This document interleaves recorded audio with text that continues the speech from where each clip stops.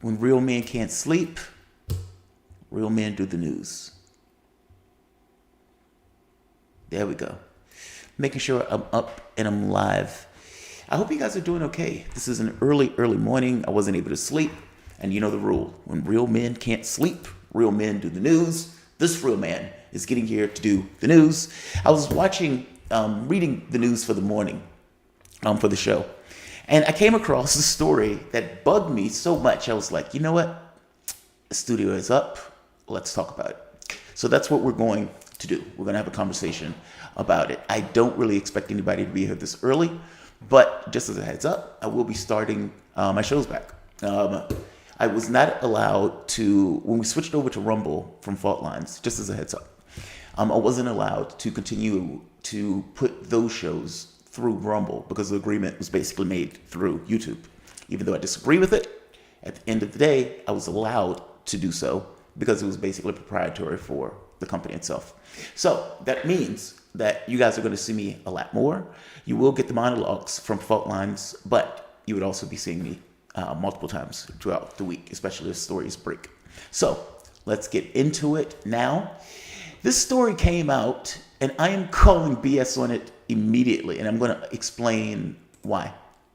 Right here. China planned Taiwan invasion in the fall, alleged Russia intel leaks claim. And what they're calling Russian intel leaks, for whatever reason, I guess they're doing it because Russia and China are very close allies, and they're trying to say, well, if Russian leaks come out with this, then it has to be true. These are basically anonymous sources sent to some kind of random guy, and they're basically calling it Russian, like it's coming from the government of Russia. There are several oddities with this, and let's read part of it. And before I go and trash it. Joseph Wu, Taiwan Minister of Foreign Affairs, says on Wednesday that the country would have to prepare regardless. No matter what China decides to attack us, we must always be ready to defend ourselves. Now, what he's responding to is an anonymous document or documents written by an anonymous analyst with Russia's Foreign Service calling themselves Winds of Change. Again, all of this stuff is anonymous. Let's keep going. The letter in question is part of a series published by France-based Russian dissident Vladimir Oschetkin, a human rights lawyer who runs gulagnet.ru, a website documenting Russian abuse or abuses in Russian jails. Oschetkin claims to have received 7 letters since Russia's invasion of Ukraine. The FSB whistleblower has painted a detailed picture of fear and chaos inside Russia's principal intelligence service, where apparently none but a selected few were aware of Putin's plans. I find that ludicrous, but let's keep going. Right here. We're with Bellycat. Bellycat said earlier this month that the FSB contacts, they believe the whistleblowers to be authentic. And if you remember, Bellycat goes back, if I remember correctly, to the OPCW stuff and the chemical weapon stuff. They are not to be trusted on its face. These guys are basically working hand in hand with U.S. intel. But let's keep going. In the 4th letter to Oschetkin, dated March 9th, the author describes the difficult position in which Moscow has put Beijing in because of Putin's decision to invade Ukraine, a move that united the West and turned Russia into a pariah that China would have it hard to offer its support. Now, I don't know if you've heard what's been coming out of China, but China has not deviated in its support for Russia. It's trying to walk a line and dance between the raindrops because China has a relationship with Ukraine and China has a relationship with Russia.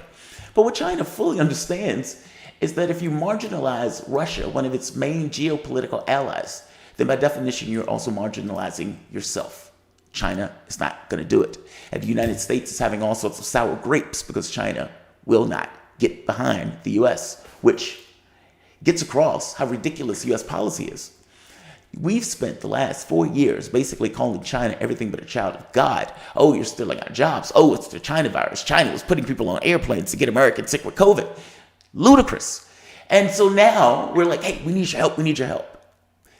They're not going to do it because it's not in their best interests. And not just that, they will help assuage and mitigate some of the sanctions or this kind of economic shock and awe that is being applied to the Russian government. Let's keep going. find it hard to offer support. Because of the war, Russia has such a negative image from another countries. The United States can easily push sanctions against China, enter China, at least with the Europeans, if it risks circumventing the sanctions on Russia. China depends on exports so much that, coupled with its dependence on commodity prices, this will be almost a fatal blow.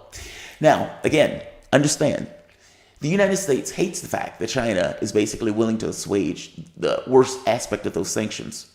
And so, they have military contacts, they have media contacts, and this trial balloon gets put up in the media with a threat, basically. If you help them, we will go after you too. But the rub is, you have already been going after China, so there is no loss in them helping Russia. This letter is going to go nowhere. Right here, the whistleblower, not only that Xi Jinping was at least tentatively considering the capture of Taiwan in the autumn, he needs his own small victory in order for his re-election to a third term. There's a colossal power struggle among the party elite.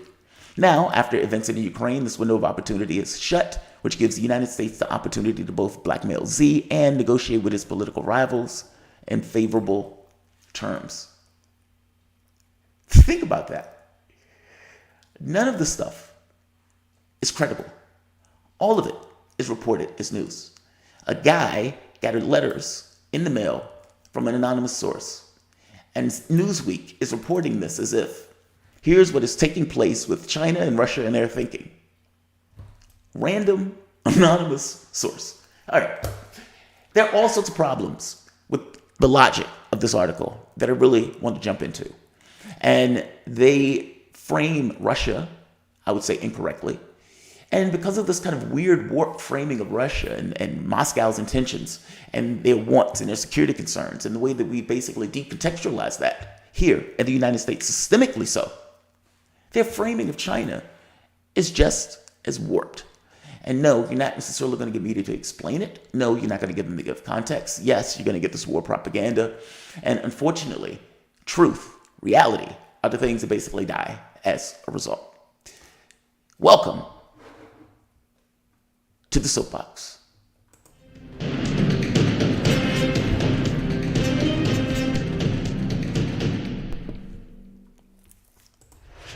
My name is Jamarl Thomas. This is the Progressive Soapbox. Guys, if you dig this content, please like, share, and subscribe. Of course, you can also support this work through Patreon. At this point, we're taking off before Fault Lines is banned off of YouTube. And like I said, I'm going to be doing shows far more often. So definitely, if you want to contribute to help this channel continue to grow and everything else, feel free to help out. But let's get into the story. They link China and Russia due to the similarities of the situations. But the analysis is so logically warped, for one, and two, whether they are being deceptive or whether they're being legitimately incompetent, the misrepresentation or the vast misrepresentations in regards to Russia, they're also missing, intentionally or not, with an understanding of China's role in this. It doesn't make sense, which is why I'm calling BS on the story. Weirdly enough, due to mainstream media's demonization of Russia and China and the unethical decontextualization of basically news and reality, the nonsensical part of the story will get dropped in favor of sensational rumor that is basically used as news. It is a sad moment that we're in. The third element that must be added is this kind of fusion between media, politicians, and intel, meaning media personalities are not distinct amongst themselves. They have sources, either in intelligence, either in media or in other corporate bodies, but for this, intelligence and media, where they basically feed them and leak them stuff that the reporter can run with all the sensation in the world. I got this from an agent. I got this from an anonymous source. I got this from an intel agent. Is it true? Most of the time, that stuff is used to accomplish some kind of policy or political objective. It's not there to give you this kind of honest appraisal of reality, or for that matter, even an honest appraisal of what is going on behind the scenes. It is typically there to settle some kind of objective, be it personally political, be it geopolitical, or be it something on the domestic front. I suspect strongly that this is basically no different. I mean, look at Trump and Russia for the moment. Did anybody really face consequences for Trump and Russia? I mean, Rachel Maddow basically failed upwards. And you had all sorts of people who basically made their reputation off of something that ended up being utterly and entirely on its face ludicrous. Even though you still have some people still digging that ditch today, at the end of the day, it was nonsense. And those people spent 3-4 years every day with another nonsensical story that found itself to be wanting. And yet, there was no consequence for it. The West frames events in Ukraine as Putin, not Russia, but Putin, it's always Putin, was waiting for the opportunity to pounce on Ukraine. And that basically any kind of notion of security concerns, those things are basically just pretexts, and they are not entirely legitimate. Now, this is the warped political point of view that they've basically been given, where all media stations have basically landed on this one singular creeper point of view. And they've taken the action of basically eliminating any alternate points of view that would challenge this or give context to that narrative, not to mention pointing out things that they're just getting flagrantly wrong, either intentional from the standpoint of incompetence or just lying. The public accepts this cartoonish version of reality because, again, they have zero context of what is taking place. And when you get social media eliminating points of view, you get mainstream media eliminating and cheering on the elimination of certain points of view, you get the political apparatus doing what they can to eliminate certain points of view, then the media, the public on some level, has to be, in part, forgiven for accepting a two-dimensional version of an individual who is running a country and is trying to attend to the security of that country. We made the point to Russia, numerous documents attest to it, that NATO would not budge an inch. And the reason why I'm making this point is because I need to get into the reality of events on Russia before I can even get to the reality of the events on China, because they basically link these two things together in an article. This was proven by many documentaries, or not documentaries, but many documents that attest to the point that they basically said NATO won't move an inch to the east. Now, why would they say that? This was decades ago. They said it because even back then, despite what mainstream media is saying today about the security concerns or that Russia doesn't have real security concerns, they understood decades ago that Russia did have serious, legitimate security concerns about a hostile military organization taking advantage and moving closer and closer to its borders. Hence, we won't move an inch and we won't take advantage.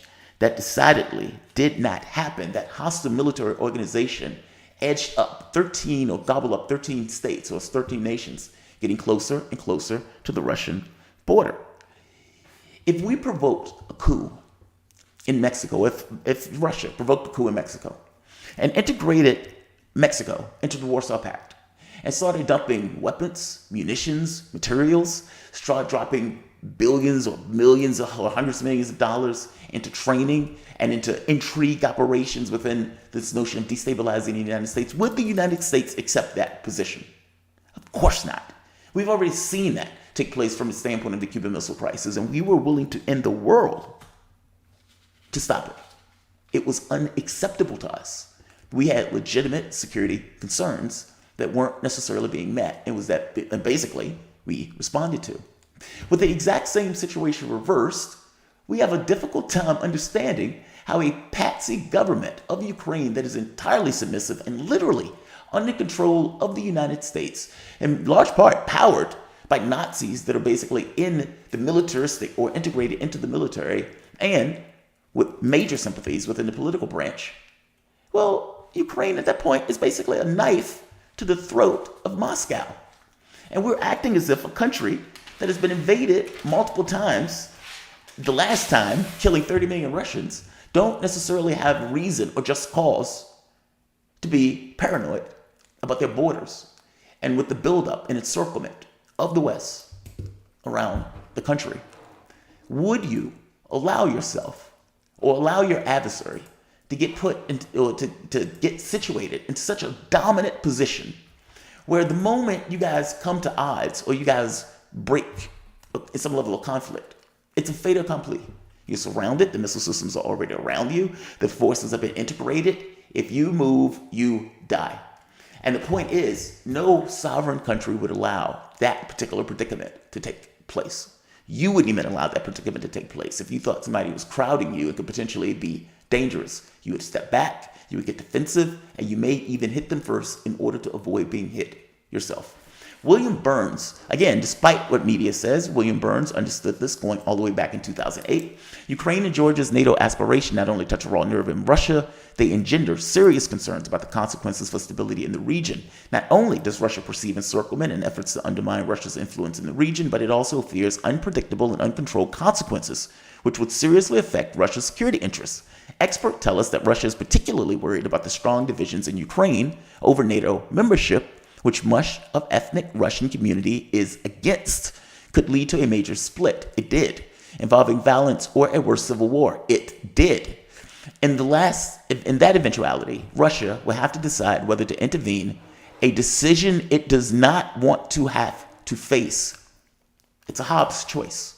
It's not a situation where Russia was chomping at the bit to get into Ukraine. It was the opposite of that.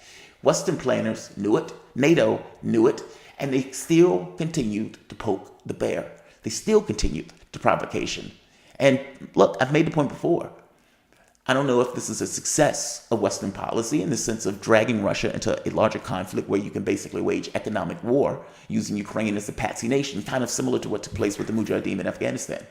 Or if this is a failure of Western policy, where they were just radically, breathless, incendiarily incompetent.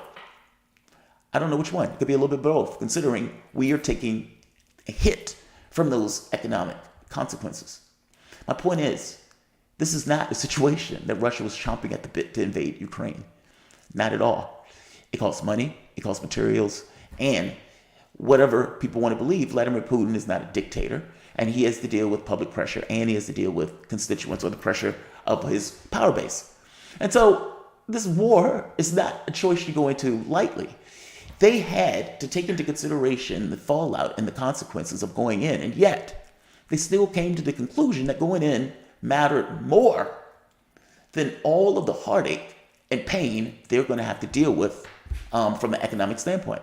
When Putin's speech today, he basically articulated a very basic point. I'm making the point of saying that what you're getting is this two-dimensional, cartoonish, villainous character who's a pure black hat, has nothing to do with reality at all. And there are rational reasons. Whether you agree that Putin should have won or not is secondary to the point that there were rational reasons that they felt their security concerns weren't being met, and they felt they needed to respond. Hence, they did.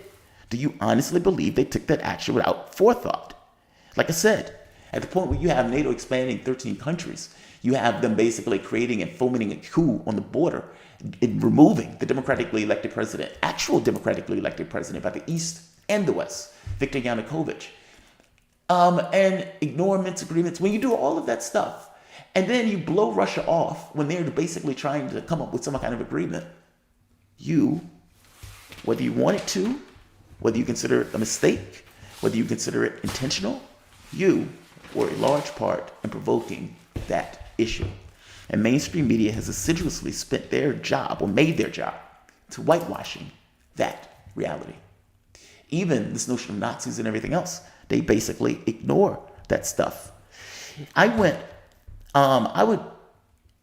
go into many of the details of the things that were basically taking place, like the refusal to implement MIST, the Donbass shelling that had been taking place, the Ukrainian military basically killing Ukrainian civilians, Zelensky putting in protocols in the country that represses the ethnic Russian speakers that are in the country, not to mention bans opposition political parties.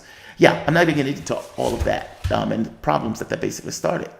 I started with Russia because I needed to give context to my explanation of what is taking place in a sense with China and why the story comes across on its face rather ludicrous to me. Russia is interlaced all throughout that story. And so on some level, I felt it's necessary because the framing of China is in some way, in part, framed using Russia to do so in the actions of Russia going into Ukraine. The Chinese situation in Taiwan is similar, but is not exactly the same, which makes me radical skeptical of the veracity of the story. It's true that the United States wants to encircle China with missile systems in that country. Right here. The story Just came out recently. Right here. U.S. to build anti-China missile network along the first Allen chain. Even before the story came out, we knew about AUKUS, we knew about the weapons and the military bases that were basically put in Japan, and of course, Taiwan is armed to the teeth. All of those things are to mitigate China. That's kind of the basic point. And this kind of encirclement of Russia or this encirclement of China, those things are similar. But the situation that Russia and China are in seems to be, at least to me, dramatically different. China has no reason to take that action. That's the key point. In the same way that Russia didn't want to invade Ukraine and didn't want to take the expense, didn't want to take the flack, didn't want to take the propagandistic pressures that would be applied to them, didn't want to take the economic expense, or for that matter, the diplomatic expense. China doesn't want to do that either. And I would even go further and to say China's situation, they are better with time, not worse. Meaning with Russia, they felt, I would imagine, that this was somewhat pertinent and needed to be done on some level rapidly. Now, keep in mind, many people in the West think that this has been going on for like 3 weeks. This has been going on for like 8 years. And the shelling and the fighting and everything else, this has been going on for 8 years. When Ukraine decided to escalate the bombardments of the ethnic Russian regions, or for that matter, when you had a situation of Zelensky talking about nukes, or you got this utter and entire refusal, not just refusal, but insulting refusal to negotiate, to go so far as to say Russia doesn't have security concerns, and they're lying about everything, et cetera, et cetera. Yeah, in their mind, there was no way to negotiate. And the negotiation would have to take place on the battlefield as they encircled various cities and as they smashed the Nazi battalions and the Ukrainian military, which was their basic objectives in going in. China is not in that situation. Yes, they're being armed from the standpoint of Taiwan, but no, China is not in a situation where they're in any kind of decline. They're not in a situation. In fact, China, as time goes on, is likely to get stronger. At this point, they are ascendant. The country that protects Taiwan and provides them with weapons and everything else, the United States, is declining. So if you have a situation where the country that is defending the country that you want to basically take at some point is declining, well, if you give it time, you would get to a point where the U.S. may lose the ability to even perceptually defend Taiwan, which even to this point, I don't think they can now.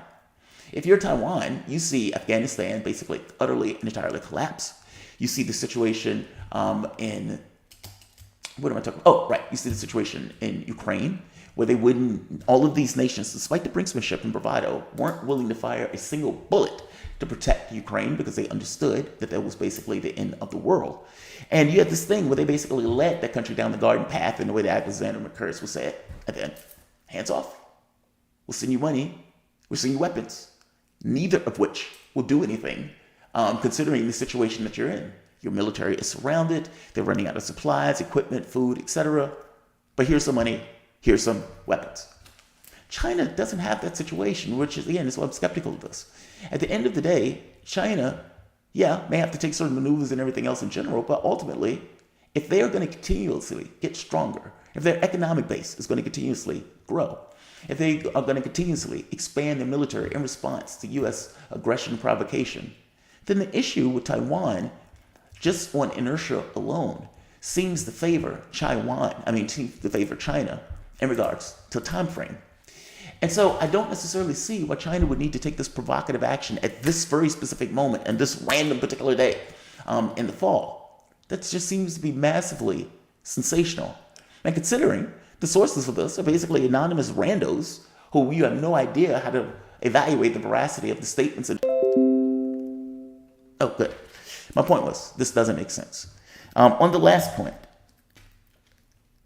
the advantage for China on this just seems obvious to me.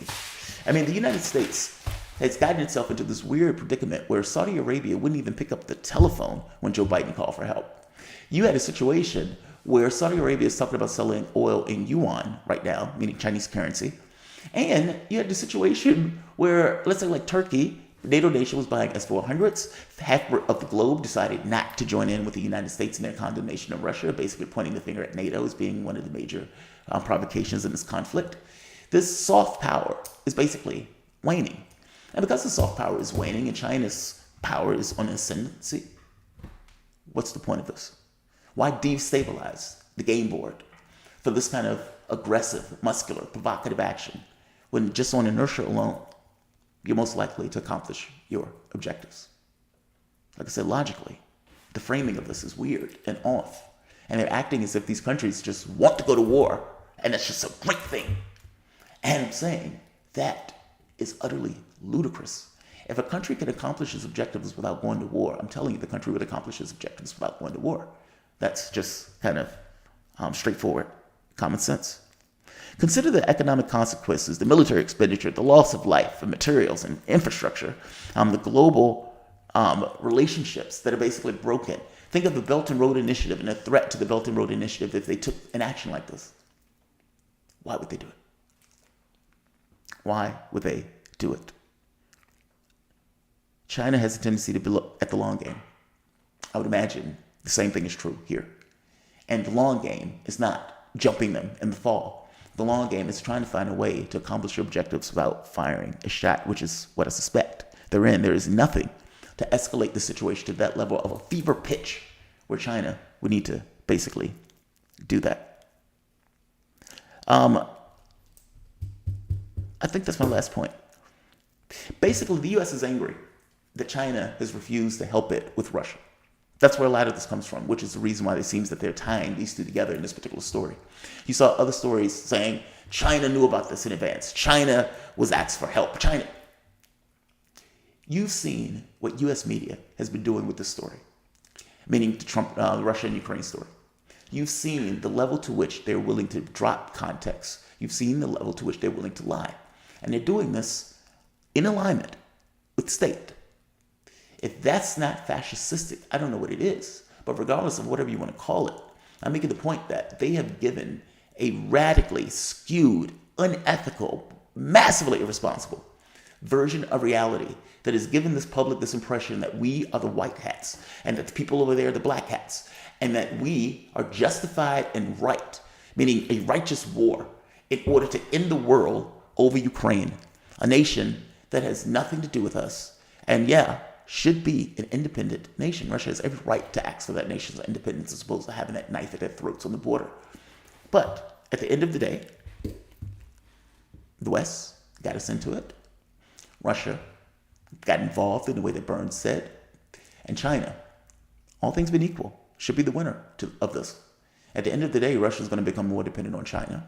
That's going to bolster China's capability, of course, which they were already close together.